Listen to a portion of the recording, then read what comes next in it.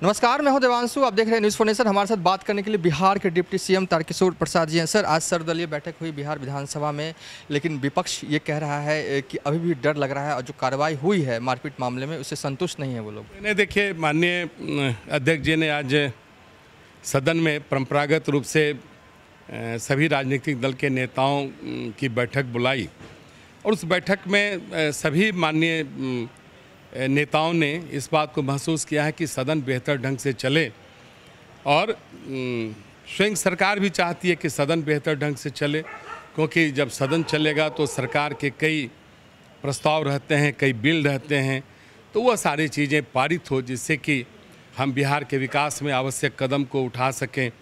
और ख़ास करके आपको पता है कि बिहार का जो ये बिहार विधान मंडल है, बिहार विधानसभा है, यह बिहार के जन भावनाओं को कहीं न कहीं प्रतिबिंबित करता है। और स्वाभाविक है कि हमारे जो माननीय विधायक हैं, जब वो प्रश्नकाल में प्रश्न करते हैं तो कई ऐसी चीज़ें सरकार भी जान पाती है जो कहीं न कहीं आम लोग को उससे लाभान्वित नहीं हो पा रहे हैं। तो वो तो हमारे बेस्ट फीडर हैं, उनके प्रश्न के द्वारा हम सबों को भी कई गांव घर की कई चीज़ें संज्ञान में आती है, तो कार्रवाई करने में सुविधा के साथ हैं। लेकिन शेष जो उनके अपने कुछ व्यक्तिगत विचार होंगे, कहे होंगे, लेकिन मांझी जी हमारे अभिभावक हैं, सरकार में हमारे साथ। कई जगहों से शिकायत आ रही है इस तरह की। नहीं, ये तो परंपरागत रूप से सदन के प्रारंभ होने के सत्र के प्रारंभ होने के पूर्व में सभी राजनीतिक दल के नेताओं की, संसदीय कार्य मंत्री और इस तरह के बैठक में जो सदस्य होते हैं उनकी बैठक होती है और सदन कैसे सुचारू रूप से चले, क्योंकि सदन बिहार के जन आकांक्षाओं को प्रतिबिंबित करता है और सदन के चलने से कई ऐसी चीज़ें हैं जो सरकार के भी ध्यान में आती है, तो फिर उस पर कार्रवाई करने में हम सरकार को भी सुविधा होती है। लेकिन विपक्ष खुश नहीं है इससे। विपक्ष का कहना है कि जो कार्रवाई हुई है दो पुलिसकर्मियों पर, वो सिर्फ दिखावटी है। नहीं, देखिए, वो तो हमारे बिहार विधानसभा के सम्माननीय अध्यक्ष उन सारी चीज़ों को देख रहे हैं, इसलिए इस पर मैं कोई टिप्पणी नहीं करूँगा। आसन के द्वारा जो भी सरकार को निर्देशित होगा, सरकार उस पर कार्रवाई है कि बड़े अधिकारियों को बचाने की कोशिश की जा रही है, बड़ी मछलियों को बचाने का। नहीं, देखिए, वो तो अब आदेश पर किया होगा ना।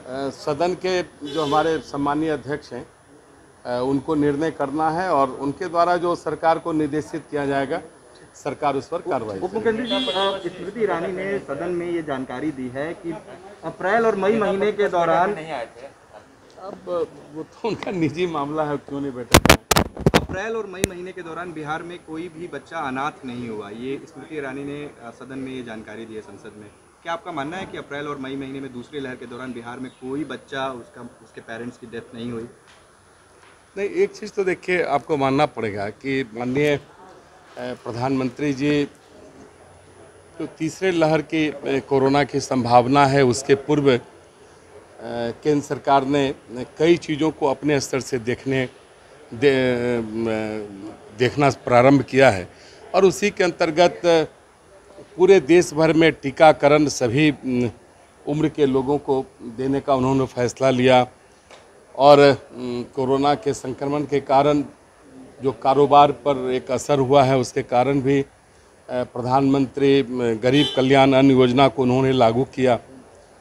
तो सरकार इस बार पूरी तरह मुस्तैद है और जिन संसाधनों के कारण कभी कभी दुर्भाग्यपूर्ण लोग अकाल मृत्यु को प्राप्त हुए, तो वो सारी चीज़ें फिर नहीं आवे, हम इसलिए केंद्र सरकार ने राज्य सरकार के सहयोग से बिहार में, पर इसको तो पूरा होने दीजिए ना। इसलिए सरकार ने निर्णय लिया है कि आने वाले दिनों में इस प्रकार की कोई घटना की पुनरावृत्ति नहीं हो, लोग अकाल मृत्यु कोरोना संक्रमण के कारण वो प्राप्त नहीं हो, इसके लिए सरकार हर स्तर पर कार्रवाई की रही। चलिए, थे बिहार के डिप्टी सीएम तारकिशोर प्रसाद। फिलहाल अभी तक के लिए इतना ही। देखते रहिए न्यूज़ फोनेशन।